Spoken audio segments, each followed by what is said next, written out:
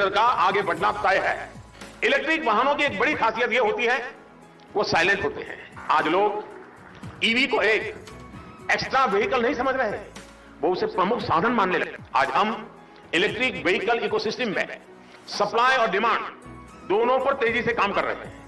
सरकार electric vehicle के खरीदारों को कई तरह के इंसेंटिव दे रही है। The electric vehicle is not the solution. How the electricity is produced is the solution. You know, if my electric is still coming from a thermal power plant, we can't say, okay, it's green. So what is important is to generate electricity, that is greener. And to have other sustainable things, that is around when it comes to the energy aspect.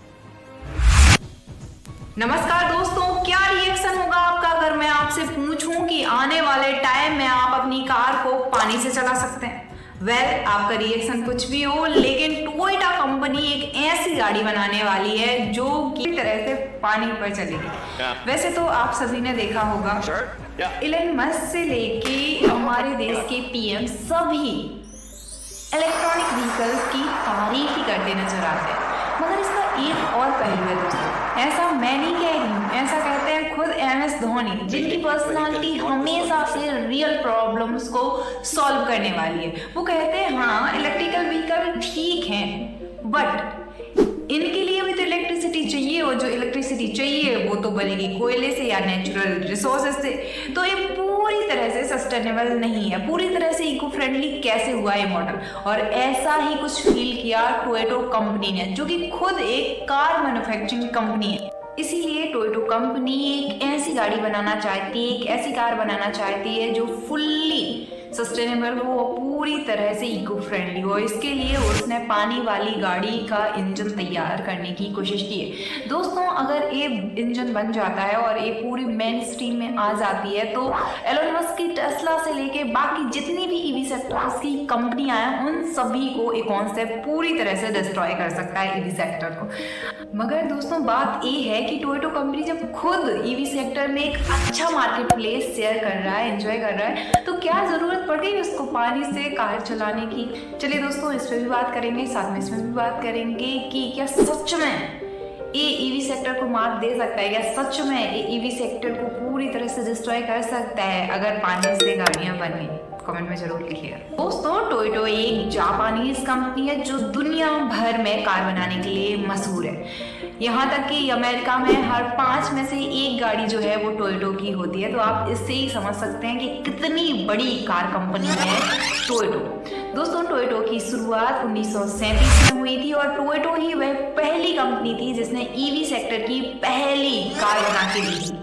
और इसकी वजह से EV sector में जो boost आया, जो ऊपर आया, मेन स्ट्रीम में आई जो ईवी सेक्टर, वो कहीं ना कहीं टोयोटा की ही वजह से आई। इसने काफी मदद की। और इस तरह से टोयोटा कंपनी ने अपनी फर्स्ट थिंकिंग प्रिंसिपल का यूज करके पानी से गाड़ियों को चलाने का जो अल्टीमेट सॉल्यूशन है वो सामने रखा।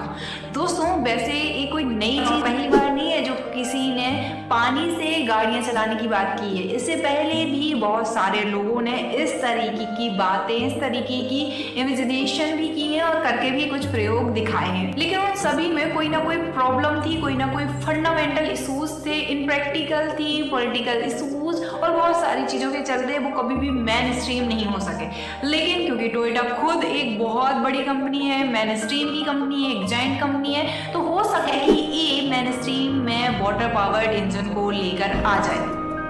बात है साल 1980 की, जब अमेरिका में जो फ्यूल के प्राइसेस हैं वो बढ़ रहे थे और उसी टाइम पर एक छोटे से अमेरिकन इन्वेंटर स्टैनली मेयर ने पेट्रोल का अल्टरनेटिव ऑप्शन ढूंढते हुए एक गाड़ी डिजाइन की थी। मेयर के हिसाब से ये गाड़ी सिर्फ 4 लीटर पानी में 180 किलोमीटर तक चलने में सक्षम थी। लेकिन जैसे ही मेयर ने इसे दुनिया के सामने रखा, उन्हें कई ऑयल कंपनी से धमकी मिलना शुरू हो गया। और इसी बीच जब वो एक होटल में अपने इस इन्वेंशन के लिए कुछ इन्वेस्टर से बात कर रहे थे, तभी अचानक से उनका गला सूखने लगा। वो तेजी से होटल से बाहर भागते हुए नजर आए। इससे पहले कि कोई कुछ समझ पाता, उनकी उसी जगह मौत हो गई। दोस्तों, इससे भी हैरानी की बात ये है कि इनकी मृत्यु के कुछ दिन बाद ही इनके जो डिजाइन थे, इनकी जो कार थी, सब कुछ अचानक से इनके गैरेज से गायब हो जाता है। कहा जाता है अगर वो डिजाइन आज होते तो ईवी सेक्टर कभी मेन स्ट्रीम हुई ही ना होती। दोस्तों, ये लगभग उसी समय की बात थी जब टोयोटा ने अपनी प्रीमियम कार, ईवी सेक्टर की प्रीमियम कार प्रियस को लॉन्च किया था। अगर एक वाटर इंजन वाली गाड़ियां स्टीम हुई होती तो शायद टोयोटा प्रियस वो पहली और आखिरी ईवी होती। दोस्तों, टोयोटा कंपनी ने कैसे इन सारी की सारी प्रॉब्लम्स को सॉल्व किया, कैसे फिक्स किया और कैसे इंजन बनाया, आई डोंट थिंक सो कि मैं यहाँ पे टेक्निकल मैकेनिज्म को बहुत अच्छे से कवर कर सकती हूँ, और मैंने किया भी नहीं। मगर दोस्तों, मेरा सवाल बहुत ही फंडामेंटल प्रॉब्लम से रिलेटेड है, और वो ये है कि हमारे पास अभी वाहनों के साथ दो प्रॉब्लम्स है। पहली ये कि जो भी पेट्रोल डीजल जैसे आज नेचुरल रिसोर्सेज हम यूज कर रहे हैं, ये फ्यूचर में नहीं होंगे, और दूसरा ये कि ये उतने इको फ्रेंडली नहीं है, ये एनवायरनमेंट को कहीं ना कहीं बहुत ज़्यादा पॉल्यूटेड कर रहे हैं। इसी प्रॉब्लम को सॉल्व करने के लिए ईवी सेक्टर यानी कि इलेक्ट्रिकल व्हीकल्स चलाए जा रहे हैं। मगर दोस्तों, चिंता का विषय ये है कि जब इलेक्ट्रिकल व्हीकल पूरी तरह से एनवायरनमेंट फ्रेंडली नहीं है और ये मेन स्ट्रीम में है, हम अपने दिल को तसल्ली दे चुके हैं कि ये तो भैया बहुत अच्छे हैं, इनको तो हम चलाते रहे हैं, इससे तो कोई पॉल्यूशन नहीं होगा, तो कोई एनवायरनमेंट में प्रॉब्लम ही नहीं होने वाला। फिर ये तो वही बात हो गई, आसमान से गिरे खजूर पर लटके, क्योंकि जब हमने रियल प्रॉब्लम को सॉल्व ही नहीं कर पाएंगे तो फिर उसका क्या मतलब होता है। दोस्तों, आप सोच रहे होंगे जब टोयोटा इतना अच्छा परफॉर्म कर रही थी ईवी सेक्टर में तो क्या ज़रूरत है और ऑप्शंस को देखने की।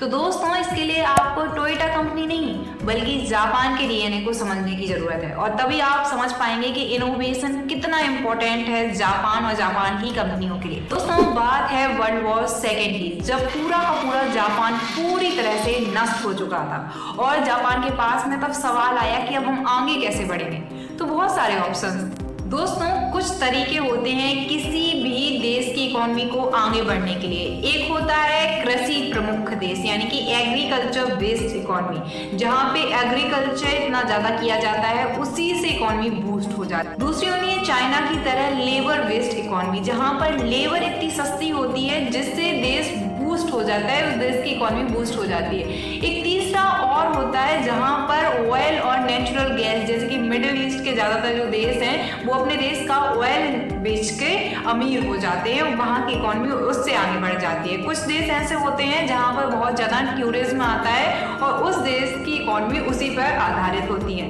लेकिन दोस्तों, अगर जापान की बात करें तो जापान में चारों तरह की इकोनॉमी नहीं बन सकता था। ना उसके पास इतनी जमीन थी कि वो इतनी ज़्यादा कृषि कर सके, इतनी ज़्यादा फार्मिंग कर सके कि जिससे जापान आगे बढ़ जाए। दूसरा, चाइना के पास में इतनी ज़्यादा लेबर भी नहीं है। हम सभी जानते हैं कि लेबर के मामले में जापान बहुत ही कम है क्योंकि जापान में उतने सारे लोग नहीं हैं। तीसरी बात करें टूरिस्ट की और नेचुरल रिसोर्सेज की, वो भी वहाँ पे नहीं है।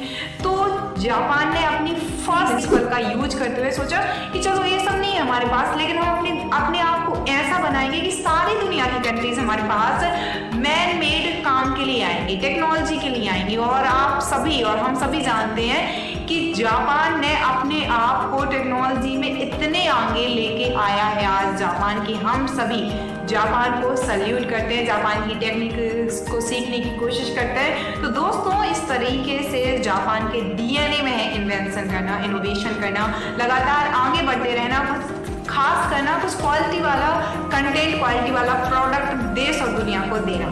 तो दोस्तों, इसी वजह से कहीं ना कहीं इनोवेशन की है टोयोटा ने, और टोयोटा अगर इसमें सक्सेस होता है तो ये भी सेक्टर के लिए बहुत बड़ा हुक होने वाला है, एक बहुत बड़ा बूस्ट होने वाला। अगर बात करें ईवी सेक्टर को डिस्ट्रॉय करने की तो डेफिनेटली अगर वाटर पावर्ड इंजन सच में आते हैं और पूरी की पूरी मेन स्ट्रीम में आ जाते हैं तो ईवी सेक्टर हो चाहे आज के डीजल पेट्रोल वाले वाहनों को साइड कर दिए जाएंगे। आप खुद ही सोचिए, आप खुद बताइए, अगर पानी से चलने वाला वाहन आपके पास में होगा तो क्या आप डीजल पेट्रोल जैसी महंगी चीज खरीदेंगे?